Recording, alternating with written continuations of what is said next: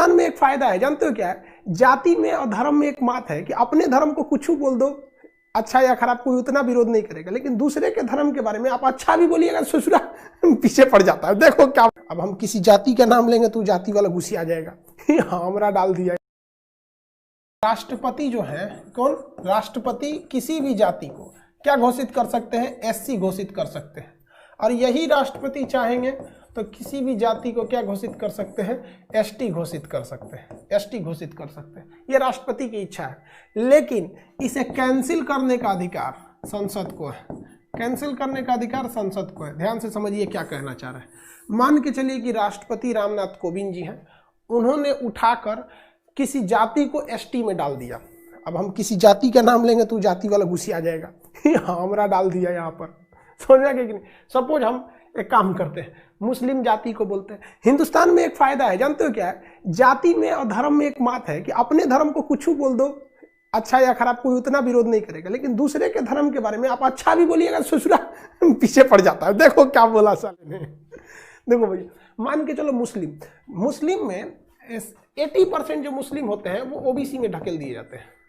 80 क्या 90% मुस्लिम किस में ढकेल दिए जाते हैं? ओबीसी में, ठीक है।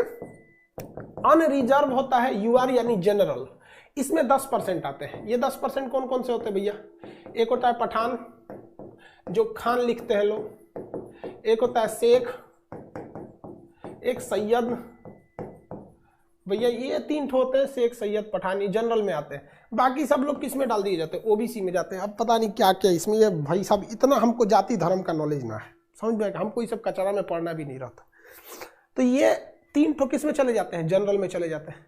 अब मान के चलिए कि राष्ट्रपति साहब ने पठान यानी खान को इंडिया में, जब वो हो रहा था ना, मुगल काल जब चल रहा था, मध्यकाल यानी जब दिल्ली सल्तनत का शासन था या मुगलिया सल्तनत थे, तो उस वक्त बहुत से लोग जो राजपूत वगैरह थे लोग, उन लोग को वो लोग मतलब किस में भेज दिए गए? पठान खान में बदल दिए गए थे। उस टाइम की बात है, तो सोचा 600-700 साल पहले की है, ऐसी ऐतिहासिक घटनाएं हैं सब।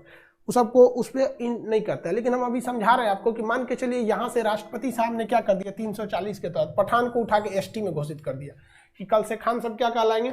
एसटी कहलाएंगे।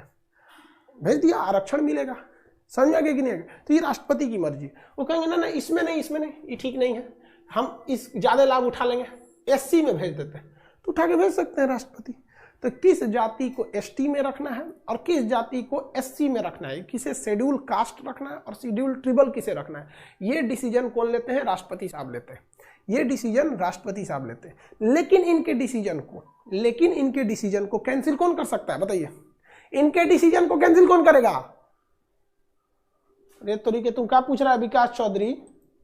नेहा लवली तुम कहां से हो जो तू ब्लॉक कर देते हैं? सर जाति किसने बांटा? भैया उस टाइम हम नहीं थे, जाति किसने बांट दिया? देखो, इतिहास जब पढ़ाएंगे ना, तो जो धर्म ग्रंथों की शुरुआत होती है वो वैदिक काल से होती है। तो ऋग्वेद में कहा गया है कि जाति का निर्धारण उसके काम के हिसाब से करना चाहिए। काम के हिसाब से यानी अगर दूसरे को ज्ञान दे रहा है या दूसरे को शिक्षा दे रहा है तो वो ब्राह्मण कहलाएगा। यानी अगर ऋग्वेद के हिसाब से देखेंगे ना, तो हम किस में चले जाएंगे? हम ब्राह्मण में चले जाएंगे, क्योंकि हम क्या कर रहे हैं? आपको ज्ञान दे रहे हैं या शिक्षा देने का काम कर रहे हैं, दीक्षा दे रहे हैं आपको, तो हम ब्राह्मण में चले जाएंगे। और ऋग्वेद में कहा गया है कि यदि कोई दूसरे की रक्षा करता है तो उसे क्षत्रिय की श्रेणी में डाल देंगे। तो जितने पुलिसकर्मी हैं, जितने ये लोग हैं, डॉक्टर वगैरह लोग जान बचाते हैं, ये लोग, समझ में आ गया कि नहीं आ गया? या फिर सैनिक हैं लोग जो जान बचा रहे हैं हमारे, तो वो कोरोना से लड़ने वाले वो क्या हो गए? क्षत्रिय हो जाते हैं। तो क्षत्रिय का काम क्या होता है? जान बचाने वाला। समझ में आ गया कि नहीं? जान बचा। जितने व्यापारी हैं वो वैश्य की कैटेगरी में चले जाएंगे। वैश्य किसे कहा जाता है? वैश्य व्यापारी को कहा जाता है। ससुरा कहीं का वैश्य और वैश्या में जमीन आसमान का अंतर होता है, दोनों को मिला मत देना, सीबीएसई वालों को थोड़ा समझने में दिक्कत होता है।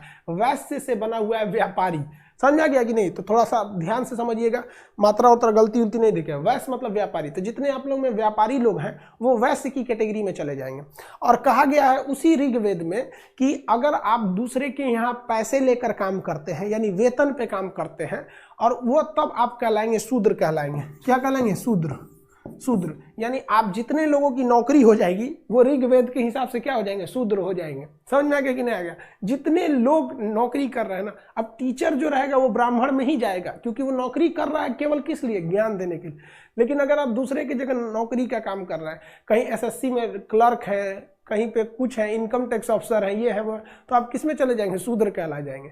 तो ये ऋग्वेद के हिसाब से था। लेकिन ऋग्वेद के बाद आया था उत्तर वैदिक काल। उत्तर वैदिक काल में कह दिया गया नहीं, वंश के हिसाब से हो जाएगा। अब वंश के हिसाब से तो हमारे धर्म ग्रंथ ही 2-3 बातें कह देते हैं। अगर आप ओरिजिनल धर्म ग्रंथ देखिएगा तो जाति का निर्धारण उसके काम के हिसाब से होना चाहिए, जो कहीं ना कहीं सही भी है। भारत के विकास में ये बहुत बड़ी एक बाधा आ जाती है। और जबकि आप आगे के धर्म ग्रंथों में देखेंगे तो जाति को वंश के हिसाब से बना दिया गया। खैर इस सब चीज़ों पर चर्चा इतिहास में करेंगे, जब आपको पढ़ाएंगे तब, जैसे ये पॉलिटी खत्म होगी इतिहास के बैच में।